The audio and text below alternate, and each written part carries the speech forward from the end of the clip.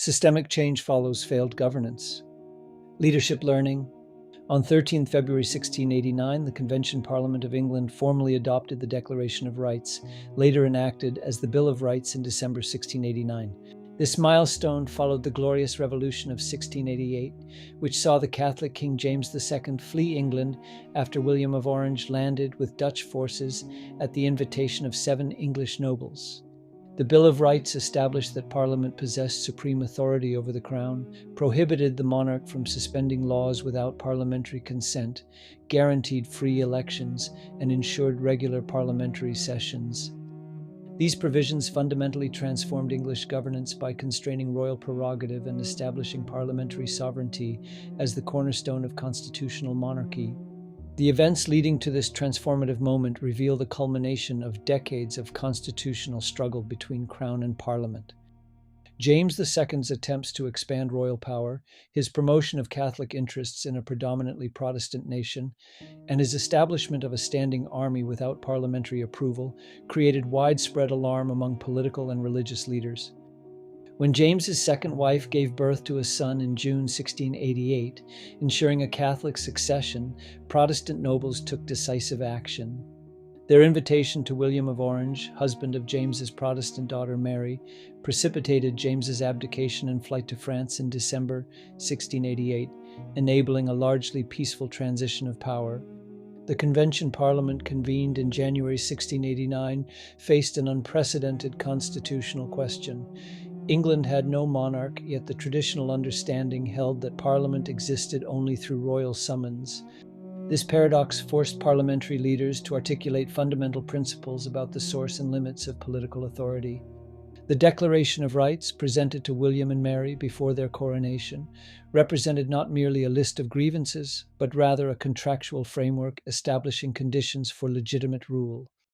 By accepting these terms, William and Mary acknowledged that sovereignty ultimately rested with the political nation represented in Parliament, rather than deriving from divine right or hereditary succession alone. The bill's provisions reflected practical responses to recent abuses, whilst establishing enduring principles of governance. It prohibited the Crown from levying taxes without parliamentary consent, maintaining a peacetime standing army without parliamentary approval, or interfering with parliamentary debates and elections.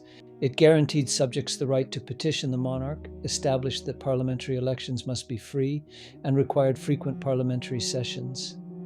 These measures institutionalize the principle that executive authority operates within legal constraints established through representative institutions rather than personal royal discretion. The 1689 settlement created a constitutional framework that influenced democratic development far beyond England's shores. The principles of limited government, separation of powers, and parliamentary sovereignty became foundational concepts for subsequent constitutional democracies. The American Bill of Rights drew directly from these English precedents, whilst constitutional movements across Europe cited the 1689 settlement as evidence that monarchical absolutism could be successfully constrained through law. The transformation achieved on 13th of February 1689 demonstrated that profound political change could occur through institutional innovation rather than violent upheaval, establishing patterns of constitutional evolution that continue shaping governance worldwide. The moment represented not merely a redistribution of power between existing institutions, but the articulation of new principles defining legitimate authority itself. This constitutional settlement represents a classic saculum leadership moment, where a society redefines the long-term architecture of authority.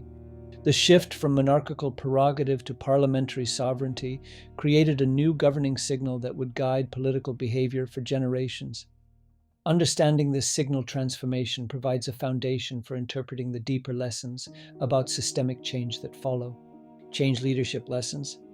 The events of February 1689 offer timeless insights for contemporary leaders navigating institutional transformation.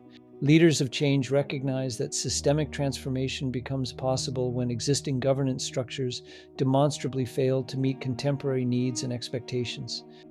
They unite diverse stakeholders around common concerns that transcend traditional factional divisions, building effective coalitions across competing interests. Change leaders present revolutionary structural innovations as defending established principles rather than overturning legitimate authority to frame transformation as continuity. They redefine relationships from hierarchical to contractual frameworks, enabling explicit accountability mechanisms whilst preserving necessary institutional stability and continuity. Leaders of change establish foundational principles whilst enabling ongoing adaptation through practical application across changing circumstances to create evolutionary implementation frameworks. Summary leadership quote.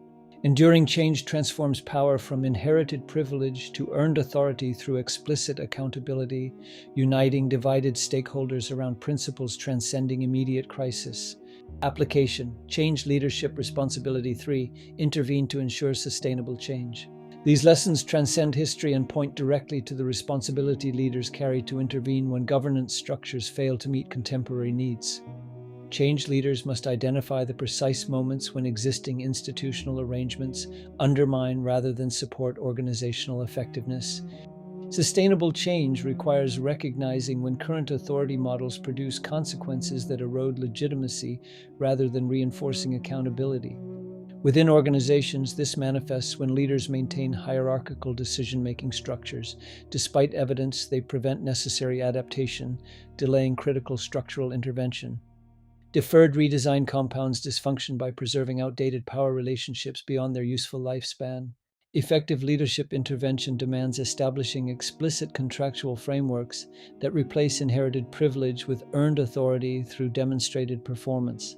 Leaders are accountable for creating binding accountability mechanisms that institutionalize transparency and constrain arbitrary exercise of power, transforming informal understandings into enforceable structural constraints.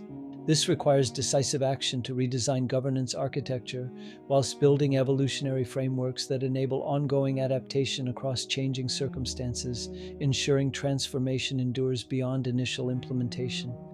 Leadership of change. Final thoughts. Enduring change demands leaders who intervene decisively to redesign institutional structures before dysfunction becomes irreversible crisis.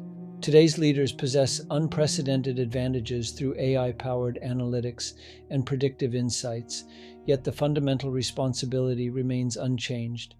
Establishing explicit accountability mechanisms that constrain arbitrary authority and institutionalize transparency. Leadership excellence lies not in technological capability, but in the disciplined precision to transform inherited hierarchies into earned authority models, ensuring transformation endures through structural enforcement rather than aspiration alone. Find out more. Change Management Leadership, Leadership of Change, Volume 4.